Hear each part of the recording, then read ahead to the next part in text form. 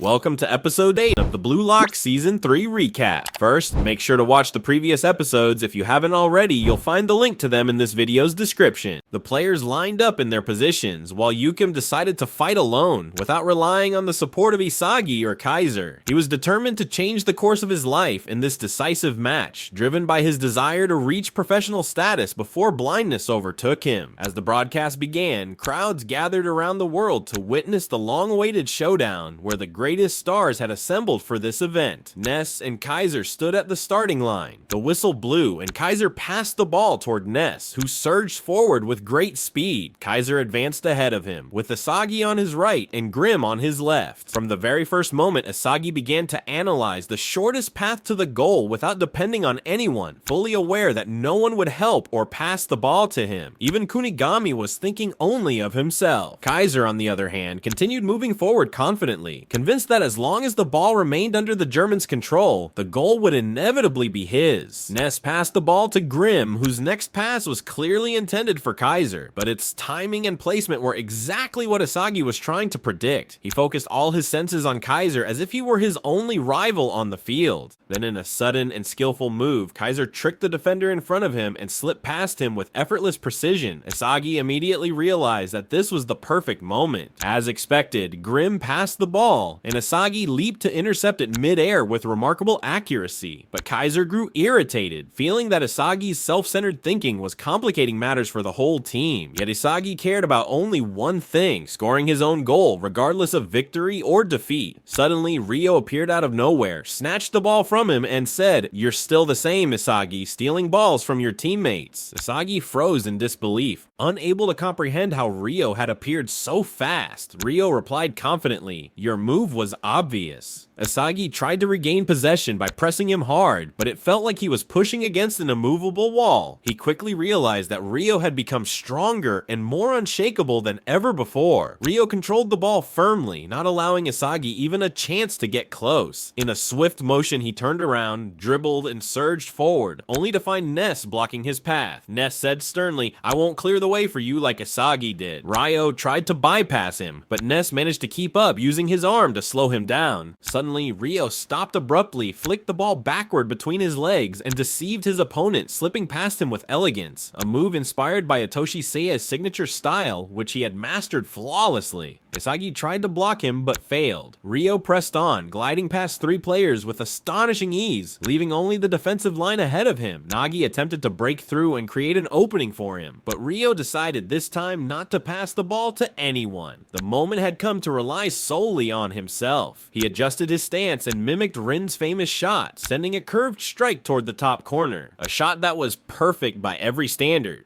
But the goalkeeper, Gamaru, refused to let it through. He leaped and deflected it with his fingertips at the very last moment. With a mocking tone, Gamaru said, "Rin's real shot is far better than your poor imitation, spoiled boy." Rage burned in Ryo's eyes, furious over the golden opportunity that had slipped away, an opportunity that could have carved his name into glory. The ball was still in play when a Bayern defender cleared it from the danger zone, quickly turning it into a counterattack for Bayern. Kaiser fixed his eyes on the ball, trying to anticipate where it would land, but suddenly, Hyoma appeared behind him, leaping high to intercept it with impressive precision. Kaiser smirked and said, "Well done, redhead." Hyoma replied confidently, "My name is Chigiri Hyoma, remember it well." The scene then shifts to the past, 20 days earlier. At that time, Chris had gathered his players and explained that developing physical abilities didn't mean exhausting the body with random training. Rather, it required a specialized program tailored to each player's talent. He promised to design a unique plan for every one of them. He began with Ryo and asked, "What kind of player do you want to become? And what goal are you striving for?" Ryo hesitated before answering, but Chris interrupted him, saying, "Don't overthink it. Answer honestly. I want to know how you envision the ideal version of yourself and what you need to reach satisfaction with it." After a few seconds of silence, Ryo said confidently, "I want to be a striker, capable of scoring goals on my own and controlling the rhythm of the game however I wish, without relying on anyone else." Nagi realized immediately that those words were directed at him.